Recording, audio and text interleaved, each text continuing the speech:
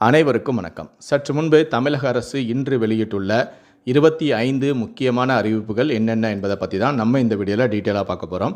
So முடிந்த அளவுக்கு இந்த வீடியோவை ஸ்கிப் பண்ணாமல் முழுமையாக பாருங்கள். இந்த வீடியோக்குள்ளே போகிறதுக்கு முன்னாடி இந்த வீடியோக்கு ஒரு லைக் பட்டனை ப்ரெஸ் பண்ணிடுங்க. நீங்கள் இது வரைக்கும் இந்த சேனலை சப்ஸ்கிரைப் பண்ணாமல் இருந்தீங்கன்னா மறக்காமல் சப்ஸ்கிரைப் பண்ணிக்கோங்க. கூடவே அந்த பெல் சிம்லையும் மறக்காமல் கிளிக் பண்ணிக்கோங்க. சரி, வாங்க இப்போ நாம் வீடியோக்குள்ளே போகலாம்.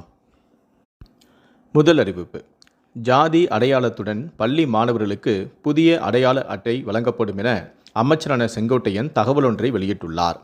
பள்ளி செல்லும் மாணவர்கள் ஒவ்வொரு ஆண்டும் ஜாதி சான்றிதழ் வழங்குவதில் உள்ள சிரமங்களை தவிர்க்க மாணவர்களுக்கு ஒரு புதிய அடையாள அட்டை வழங்க முடிவு செய்யப்பட்டுள்ளது என்றும், இந்த அடையாள அட்டையில் மாணவரின் ஜாதி சான்றிதழ் விவரம், முகவரி, இரத்த வகை, அடையாள எண், தொலைபேசி எண் உள்ளிட்ட அனைத்து முக்கிய விவரங்களும் ஒருங்கிணைந்து இணைக்கப்படும் என்றும், முதற்கட்டமாக 10 மற்றும் 12ஆம் வகுப்பு மாணவர்களுக்கு இந்த அட்டை வழங்க நடவடிக்கை மேற்கொள்ளப்பட்டு வருகிறது என்றும் கூறினார்.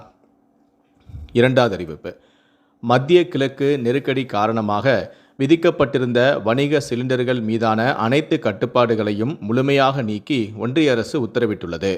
வணிக மற்றும் தொழில்துறை நுகர்வோருக்கான பல்க் எல்பிஜி விநியோகம் முற்றிலும் நிறுத்தப்பட்டிருந்த நிலையில் அதை 50% அளவுக்கு தளர்த்துவதாக அறிவிப்பொன்றையும் வெளியிட்டுள்ளது. உள்நாட்டு எல்பிஜி உற்பத்தி மற்றும் இறக்குமதி சீராக உள்ளதால் இந்த நடவடிக்கை மேற்கொள்ளப்பட்டுள்ளது.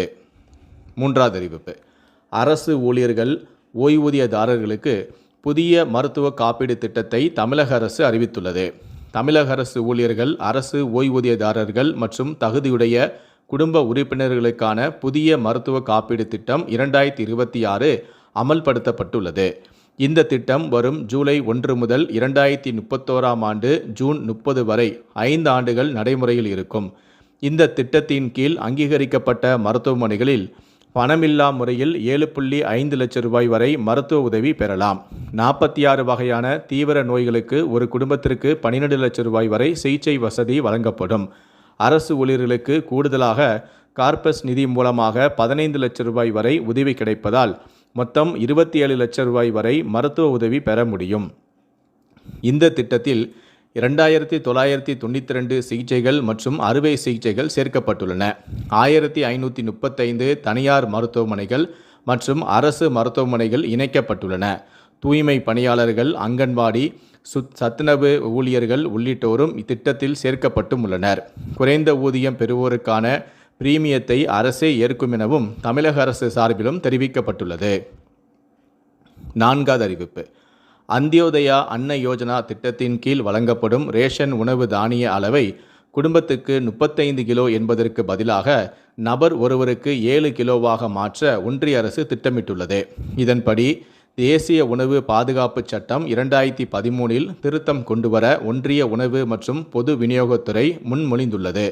இந்த புதிய உணவு பாதுகாப்பு திருத்த மசோதா 2026க்கான பொதுமக்களின் கருத்துக்களை ஜூலை 13ஆம் தேதி வரை ஒன்றிய உணவு அமைச்சகம் வரவேற்றுள்ளது.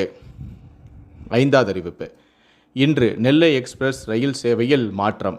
சென்னை எழும்பூரிலிருந்து இன்று இரவு 8:50 மணிக்கு புறப்பட வேண்டிய நெல்லை எக்ஸ்பிரஸ் ரயிலானது தாளையூத்து வரை செல்லும். தாளையூத்து திருநெல்வேலி இடையே ரத்து செய்யப்படுகிறது. அதேபோல ஜூன் 28ஆம் தேதி நாளை திருநெல்வேலியிலிருந்து இரவு 8:50 மணிக்கு புறப்பட வேண்டிய நெல்லை எக்ஸ்பிரஸ் ரயில் தாளையத்திலிருந்து இரவு 9 மணிக்கு புறப்படும். அதாவது இந்த ரயில் திருநெல்வேலி தாளையூத்து இடையே ரத்து செய்யப்படுகிறது.